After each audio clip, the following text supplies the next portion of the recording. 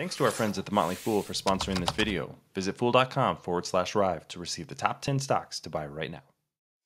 The stock market has been falling over the last couple of weeks, and one of the concerns that investors have is inventory. I think this is going to be the key word for earnings season after the third quarter. Now, companies can take a huge haircut when they run into inventory problems. We saw that with Target just a quarter ago. Today, I want to talk about what investors need to look at with inventory, why this is a risk factor, and why inventory is going to be the key metric to look at this earnings season. First of all, let's talk about what inventory is. Inventory isn't just finished goods, it can actually be raw materials as well. So if you think about this like a auto manufacturing plant, this is the raw materials that are coming in, maybe commodities and maybe goods that are bought from other third parties, but not necessarily finished goods. Now, that's the beginning, but the end state of inventory is actually those finished goods. In a normal, healthy business, inventory turns over on a pretty regular basis depending on the business. So there's both the absolute inventory number and then also something that we call inventory turns, which is simply revenue divided by average inventory. That tells you how many times a company can sell their inventory in any given year. So why is inventory a potential problem for companies? Well, if you look at a balance sheet, there's not infinite resources on a balance sheet. So if a company increases their inventory, that money has to come from somewhere. Typically, that money comes from cash on the balance sheet. So if inventory increases, there's going to be a reduction elsewhere on the asset side of the balance sheet, typically cash. If inventory goes up too far and cash goes down too far, now we can run into insolvency problems. There's also danger in building inventory on the balance sheet because that may indicate that you're not able to sell those products. This is what we saw at Target in the second quarter. Is they said, basically, we bought the wrong kind of inventory and we're going to have to sell that inventory at a discount and basically take a loss as we adjust our inventory. This is also something that GoPro ran into. I think GoPro is a great case study in inventory management.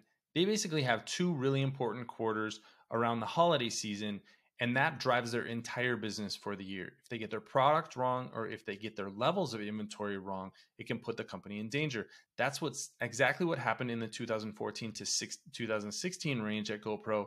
They built too much inventory, they had to write it off, and then they built the wrong kind of inventory, made a product that didn't sell as well as they thought, and they had to write those off as well. And it took years for them to recover. From a stock standpoint, they haven't recovered, and their balance sheet took a huge hit in that process as well. We're going to hear a lot about inventory from retailers and manufacturers, and this is the reason that they're going to be talking about it, and analysts are going to be asking about inventory so much. The auto industry is something that investors are already worried about. Same with the chip industry. We may be seeing oversupply there in certain segments of the chip market. Building too much inventory or having to discount inventory is really bad for a business, can actually put it in trouble depending on what their financial position is. So that's why it's going to be in focus. There are three things I think investors need to look at as we look at inventory in the third quarter. One is the absolute inventory level. So our inventory levels going up. Is that pulling cash out of the balance sheet? The second is inventory turns. What does revenue look like compared to inventory? That's a number that you want to see either being steady or rising over time. And the third thing is margins. And this gets to our companies having to discount their products to move inventory through the system.